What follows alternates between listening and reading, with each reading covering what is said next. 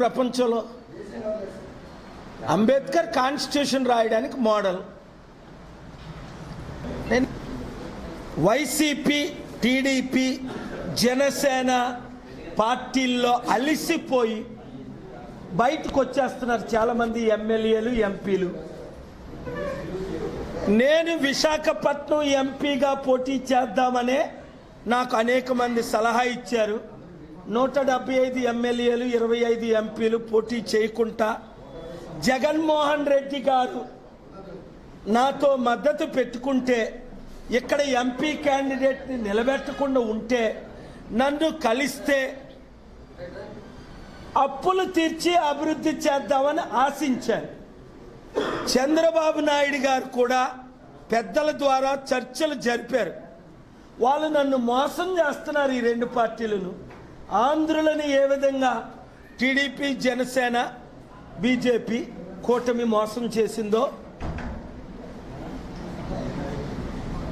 YCP సర్వనాశనం చేసిందో రాష్ట్రాన్ని, వీళ్ళు నన్ను మోసం చేస్తున్నారు. కాబట్టి ఇంకా మనమే 175 క్యాండిడేట్ని నిలబెట్టి 25-28 లక్షల రూపాయలు ఎమ్మెల్యేగా ఖర్చు పెట్టుకుంటే, ఆ తర్వాత నేను గెలిచిన తర్వాత కావాలంటే వాళ్ళకి నేను డొనేట్ చేసేస్తా, లీగాలిటీలు చూసుకొని. 1 కోటి రూపాయలు ఎంపీగా ఖర్చు పెట్టుకుంటే. ఎందుకంటే ప్రతి నియోజకవర్గంలో 10,000 నిరుద్యోగులు ఉన్నారు. 10,000 కుటుంబాలు, 40-50 వేలు ఓట్లు మనవి ఉన్నాయి. బడుగు బలహీన వర్గాలు 92%, 90% ఉన్నారు. మనకే ఓట్లు పడతాయని మీకు తెలుసు. క్యాండిడేట్లు అందరూ, నేను టూర్ చేస్తున్నాను, ఇప్పటికే అనేకులు కలిశారు. 15 మంది జనసేన అభ్యర్థులు నన్ను కలిశారు. ఇప్పటికీ టీడీపీ వాళ్ళు 3 కలిశారు, వైసీపీ వాళ్ళు కొంతమంది కలిశారు. బీజేపీ ప్రెసిడెంట్ ఎమ్మెల్యేగా పోటీ చేస్తున్న ఒక ఆయన కలిశారు. రాజమండ్రి ఆయన 3 సార్లు కలిశారు. ఇప్పుడు నేను టూర్ స్టార్ట్ చేశాను.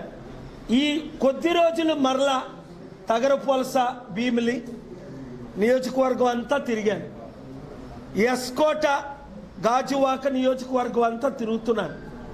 ఎక్కడ వెళ్తే అక్కడ 50-100 మంది సెల్ఫీలు, వీడియోలు. ఈరోజు సాయంత్రం బీచ్కి వెళ్తున్నాను విశాఖపట్నం. అమ్మాయిల్ని, అబ్బాయిల్ని దీవించడానికి.